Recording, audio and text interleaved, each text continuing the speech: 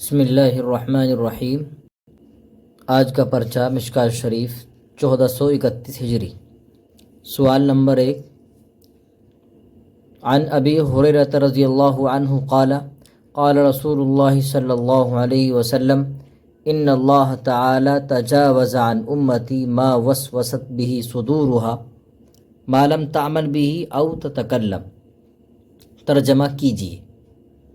حضرت ابو ہریرہ رضی اللہ عنہ فرماتے ہیں کہ رسول اللہ صلی اللہ علیہ وسلم نے ارشاد فرمایا کہ بے شک اللہ تعالی نے میری امت کے لوگوں کے ما وسوست ان وسوسوں کو معاف کر دیا، بھی صدورها جو ان کے دلوں میں پیدا ہوتے ہیں، ما لم تعمل بھی جب تک کہ وہ ان وسوسوں پر عمل نہ کرے، او تتکلم یا زبان پر ان کو نہ لائیں۔ پھر وسوسے کی تعریف، اس کی اقسام اور ان کی تعریفیں بیان کیجیے۔ وسوسہ لغت میں کہتے ہیں الصوت الخفی، دبی ہوئی آواز، ہلکی آواز۔ اصطلاح میں کہتے ہیں وسوسہ کہ ایمان و یقین کے خلاف کسی گناہ کا اچانک بغیر اختیار کے دل و دماغ پر گزر جائے، اسے وسوسہ کہتے ہیں۔ اس کی اولاً دو قسمیں آتی ہیں، ضروریہ اور اختیاریہ۔ ضروریہ تو وہ ہے جو سینے میں اولاً آ جائے اور انسان کے اس بات کو دور کرنے پر انسان قدرت رکھتا ہو۔ وسوسہ کی دوسری جو قسم ہے اختیاریہ، یہ وہ ہے جو دل میں آ جائے اور ہمیشہ رہ جائے۔ اس کے بعد اس اختیاریہ کی 5 قسمیں، 5 شکلیں نکلتی ہیں۔ پہلی قسم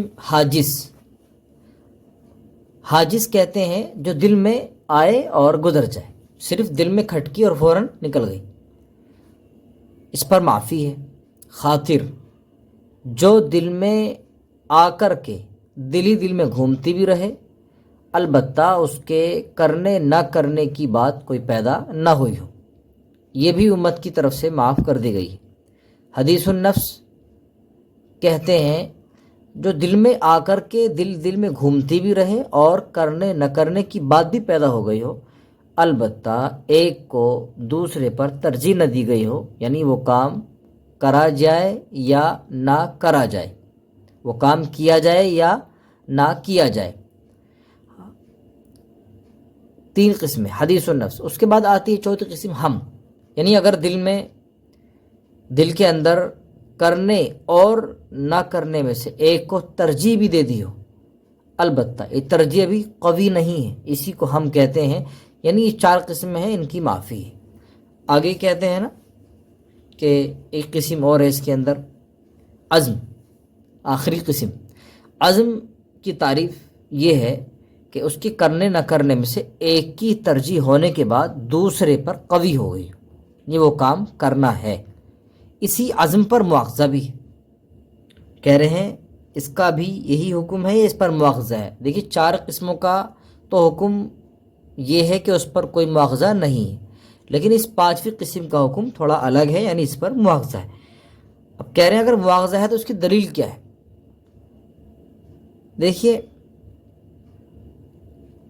4 قسموں کو تو معاف کر دیا گیا، یہ معاف نہیں ہے۔ اس کی دلیل یہ ہے، اللہ کے نبی صلی اللہ علیہ وسلم ارشاد فرماتے ہیں القاتل والمقتول کلاہما فی النار، قاتل اور مقتول دونوں جہنم میں ہوں گے۔ ظاہر ہے مارنے والے کا تو سمجھ میں آ رہا ہے کہ وہ جہنم میں جائے گا، لیکن مقتول کا جانا اس وجہ سے کہ اس کا بھی تو ارادہ تھا مارنے کا، لیکن وہ کامیاب نہ ہو سکا، تو اس عزم کی بنا پر اس کا مواخذہ ہوگا۔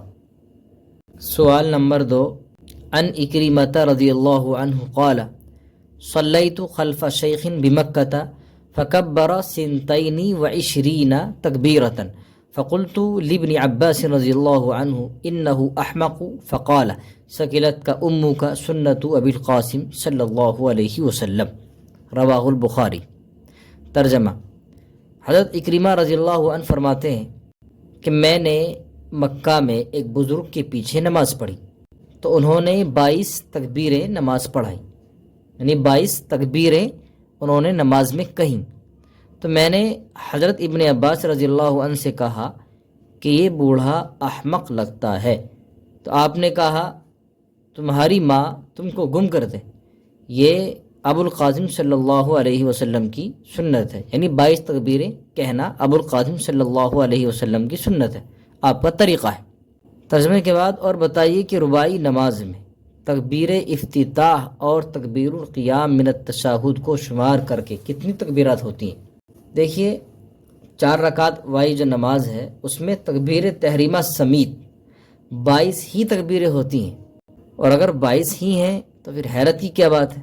تو حضرت اکرمہ رضی اللہ عنہ کو حضرت ابو ہریرہ رضی اللہ عنہ کے ان 22 تکبیروں کے کہنے پر، اس بزرگ کے کہنے پر جو حیرت ہوئی تھی وہ اس وجہ سے ہوئی تھی کہ مروان اور بنو امیہ کہ دوسرے لوگوں نے اپنے اقتدار کے زمانے میں یہ تکبیریں پکار کر کہنی چھوڑ دی تھی، جس کی وجہ سے رواج ختم ہو گیا تھا، اور رواج کی ختم ہونے کی وجہ سے انہیں اس بات پر حیرت ہوئی۔ یہ شیخ حضرت ابو ہریرہ رضی اللہ عنہ تھے، تو حضرت اکرمہ رضی اللہ عنہ نے اتنی سخت بات کیوں کہی؟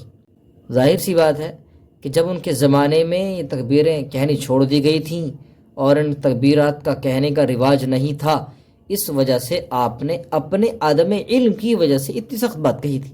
اور حضرت ابن عباس رضی اللہ عنہ نے سکلت کا امو کا سے جو بد دعا دی ہے، اس کا مقصد بد دعا ہی ہے، اس کو کلمہ ترحم کہا جائے گا۔ دیکھیے عرب میں یہ محاورہ ہے، یہ تعجب کے لیے بولا جاتا ہے اور ترحم کے لیے بھی بولا جاتا ہے، اور کبھی کبھی بد دعا کے لیے بھی استعمال ہو جاتا ہے۔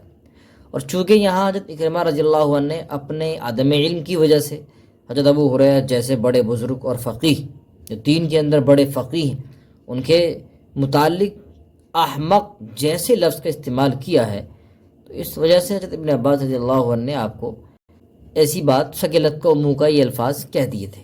سوال نمبر 3، عن ابن عباس رضی اللہ عنہ قال قال رسول اللہ صلی اللہ علیہ وسلم ان اللہ كتب الحسنات والسیئات فمن ہم بحسنة فلم يعملها كتبها اللہ له عنده حسنة كاملة فإن هم بها فعملها كتبها الله له عنده 10 حسنات إلى 700 ضعف إلى أضعاف كثيرة ومن هم بسيئة فلم يعملها كتبها الله عنده حسنة كاملة فإن هو هم بها فعملها كتبها الله له سيئة واحدة۔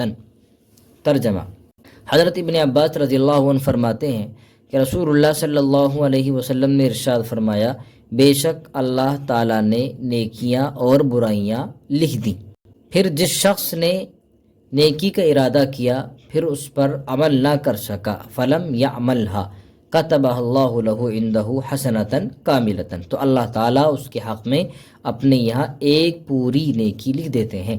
فإن ہم بها، پھر اگر اس نے نیکی کا ارادہ کیا، فعملها، پھر اس پر عمل بھی کر لیا، کتبہ اللہ لہ عندہ 10 حسنات الی 700 ضعف الی اضعاف کثیرۃ، تو اللہ تعالیٰ اس کے حق میں اپنے یہاں 10 نیکیوں سے لے کر 700 نیکیوں تک اور اس سے بھی زیادہ نیکیاں لکھ دیتے ہیں۔ ومن ہم بسیئۃ فلم یعملها، اور جس شخص نے برائی کا ارادہ کیا پھر اس پر عمل نہ کر سکا، کتبہ اللہ عندہ حسنۃ کاملۃ، تو اللہ تعالیٰ اپنے یہاں ایک پوری نیکی لکھ دیتے ہیں۔ فإن هو ہم بها فعملها، پھر اگر اس نے برائی کا ارادہ کیا پھر اس پر عمل بھی کر لیا، کتبہ اللہ لہ سیئۃ واحدۃ، تو اللہ تعالیٰ اس کے حق میں ایک برائی لکھ دیتے ہیں۔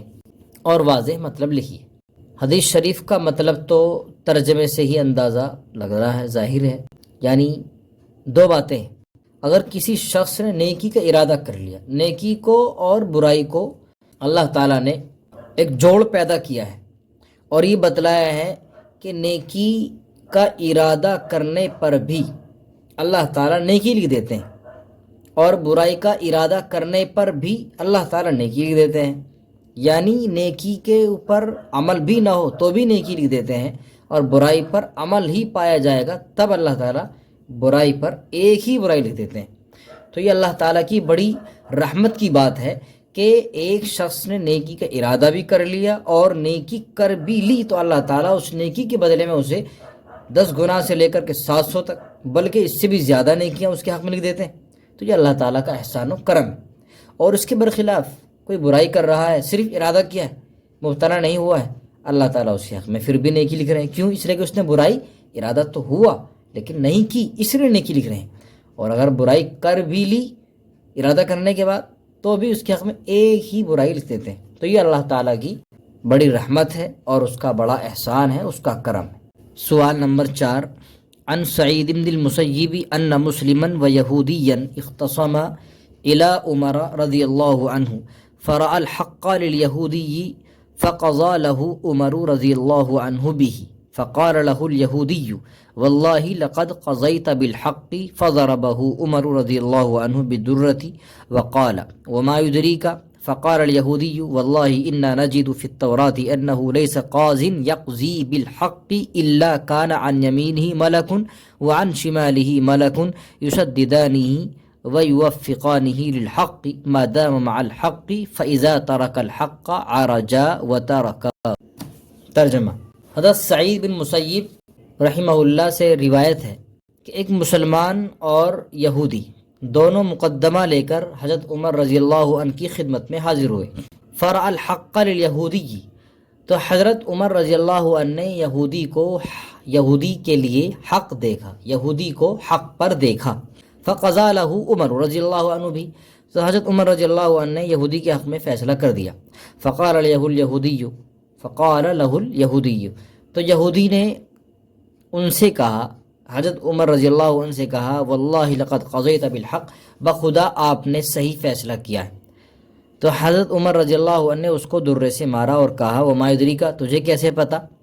فقال الیہودی، تو یہودی نے کہا، واللہ انا نجد فی التوراۃ، اللہ کی قسم ہم تورات میں بات لکھی ہوئی پاتے ہیں کہ انہ لیس قاض یقضی بالحق، کہ جو بھی قاضی صحیح فیصلہ کرتا ہے، الا کان عن یمینہ، اس کے دائیں طرف ایک فرشتہ ہوتا ہے، وعن شمالہ ملک، اور بائیں طرف ایک فرشتہ ہوتا ہے، یشددانہ، وہ دونوں فرشتے اس کو قوت پہنچاتے ہیں، ویوفقانہ، اور اس کو للحق، حق کی توفیق دیتے ہیں، ما دام مع الحق، جب تک کہ وہ حق کے ساتھ جمع رہتا ہے، فَإِذَا تَرَكَ الْحَقَّ، پھر جب وہ حق چھوڑ دیتا ہے، عَرَجَ، تو وہ فرشتے آسمان پر چلے جاتے ہیں، وَتَرَكَهُ، اور اس کو چھوڑ دیتے ہیں۔ مطلب لکھیے، حدیث شریف کا مطلب تو ترجمے سے واضح ہے۔ ایک یہودی اور مسلمان دونوں مقدمہ لے کر کے آئے اور آپ نے یہودی کے حق میں فیصلہ کر دیا۔ حضرت عمر رضی اللہ عنہ نے جب یہودی نے دیکھا کہ آپ نے فیصلہ کر دیا تو یہودی نے آپ کی تعریف کی کہ آپ نے صحیح فیصلہ کیا۔ تو اس بات کو سن کر حضرت عمر رضی اللہ تعالیٰ نے ایک درہ مارا اور پوچھا، بھئی تجھے کیسے پتہ چلا کہ میں نے صحیح فیصلہ کیا؟ تو اس نے تورات کا حوالہ دیا کہ ایسے ایسے ہم یہ بات پاتے ہیں۔ لقد قضیت بالحق کہنے پر مارنے کی وجہ کیا ہے؟ دیکھیے، حضرت عمر رضی اللہ عنہ فاروق نے اس یہودی کو کسی سزا یا غصے کے طور پر تو نہیں مارا تھا، بلکہ ایسی خوش طبعی کے طور پر اسے مارا تھا ویسے ہی۔ سوال نمبر 5، عن ابن مسعود رضی اللہ عنہ قال لما نزلت الذین آمنوا ولم يلبسوا ایمانهم بظلم شق ذلك على اصحاب رسول اللہ صلی اللہ علیہ وسلم وقالوا یا رسول اللہ اینا لم یظلم نفسه فقال رسول اللہ صلی اللہ علیہ وسلم لیس ذاک انما هو الشرک الم تسمعوا قول لقمان لابنہ یا بنی لا تشرک باللہ ان الشرک لظلم عظیم۔